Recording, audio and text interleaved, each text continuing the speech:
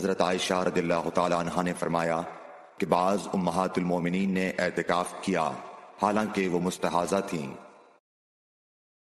عبداللہ بن ابی نجیح نے مجاہد سے کہا کہ حضرت عائشہ رضی اللہ تعالی عنہا نے فرمایا کہ ہمارے پاس صرف ایک کپڑا ہوتا تھا جسے ہم حیض کے وقت پہنتی تھیں، جب اس میں خون لگ جاتا تو اس پر تھوک ڈال لیتی اور پھر اسے ناخنوں سے مسل دیتی۔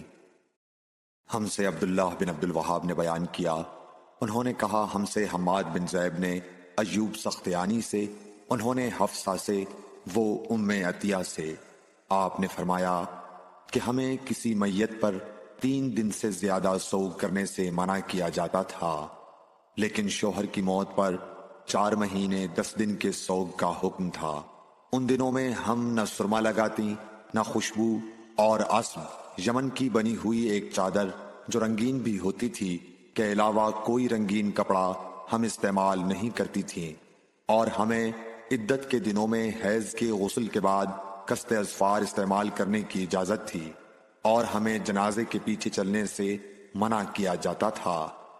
اس حدیث کو حشام بن حسان نے حفصہ سے، انہوں نے ام عطیہ سے، انہوں نے نبی کریم صلی اللہ علیہ وسلم سے روایت کیا ہے۔ حضرت عائشہ رضی اللہ تعالی عنہا نے فرمایا کہ ایک انصاریہ عورت نے رسول اللہ صلی اللہ علیہ وسلم سے پوچھا کہ میں حیض کا غسل کیسے کروں؟ آپ نے فرمایا کہ مشک میں بسا ہوا کپڑا لے کر اس سے پاکی حاصل کر۔ اس نے پوچھا اس سے کس طرح پاکی حاصل کروں؟ آپ نے فرمایا اس سے پاکی حاصل کر۔ اس نے دوبارہ پوچھا کہ کس طرح؟ آپ نے فرمایا سبحان اللہ، پاکی حاصل کر۔ پھر میں نے اسے اپنی طرف کھینچ لیا اور کہا کہ اسے خون لگی ہوئی جگہوں پر پھیر لیا کر۔ حضرت عائشہ رضی اللہ تعالی عنہا نے بیان کیا کہ انصاریہ عورت نے رسول اللہ صلی اللہ علیہ وسلم سے پوچھا کہ میں حیض کا غسل کیسے کروں؟ آپ نے فرمایا کہ ایک مشک میں بسا ہوا کپڑا لے اور پاکی حاصل کر۔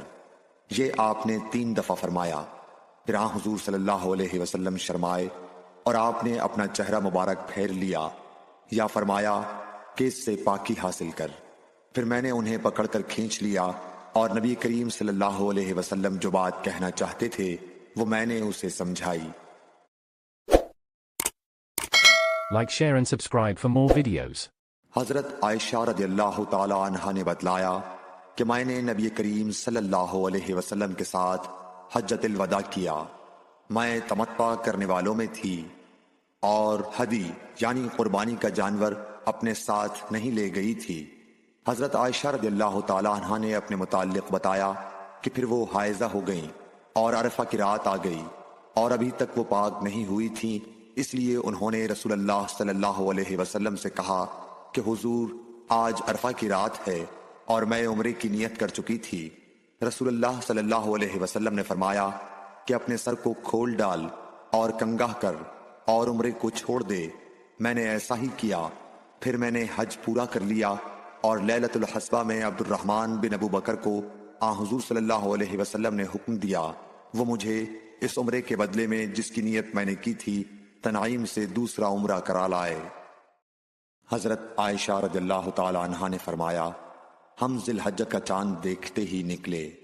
رسول کریم صلی اللہ علیہ وسلم نے فرمایا کہ جس کا دل چاہے تو اسے عمرے کا احرام باندھ لینا چاہیے، کیونکہ اگر میں ہدی ساتھ نہ لاتا تو میں بھی عمرے کا احرام باندھتا۔ اس پر بعض صحابہ نے عمرے کا احرام باندھا اور بعض نے حج کا۔ میں بھی ان لوگوں میں سے تھی جنہوں نے عمرے کا احرام باندھا تھا، مگر عرفہ کا دن آ گیا اور میں حیض کی حالت میں تھی۔ میں نے نبی کریم صلی اللہ علیہ وسلم سے اس کے متعلق شکایت کی تو آپ نے فرمایا کہ عمرہ چھوڑ اور اپنا سر کھول اور کنگا کر اور حج کا احرام باندھ لے۔ میں نے ایسا ہی کیا، یہاں تک کہ جب حصبہ کی رات آئی تو رسول اللہ صلی اللہ علیہ وسلم نے میرے ساتھ میرے بھائی عبد الرحمن بن ابی بکر کو بھیجا۔ میں تنعیم گئی اور وہاں سے اپنے عمرے کے بدلے دوسرے عمرے کا احرام باندھا۔ حشام نے کہا کہ ان میں سے کسی بات کی وجہ سے بھی نہ ہدی واجب ہوئی اور نہ روزہ اور نہ صدقہ۔ تنعیم حد حرم سے قریب 3 میل دور ایک مقام کا نام ہے۔ حضرت انس بن مالک رضی اللہ تعالیٰ عنہ سے روایت ہے نبی کریم صلی اللہ علیہ وسلم نے فرمایا کہ رحم مادر میں اللہ تعالیٰ نے ایک فرشتہ مقرر کیا ہے، وہ کہتا ہے اے رب اب یہ نطفہ ہے، اے رب اب یہ علقہ ہو گیا ہے، اے رب اب یہ مضغہ ہو گیا ہے۔ پھر جب خدا چاہتا ہے کہ اس کی خلقت پوری کرے تو کہتا ہے کہ مذکر یا مؤنث، بدبخت یا نیک بخت، روزی کتنی مقدر ہے اور عمر کتنی، بس ماں کے پیٹ ہی میں یہ تمام باتیں فرشتہ لکھ دیتا ہے۔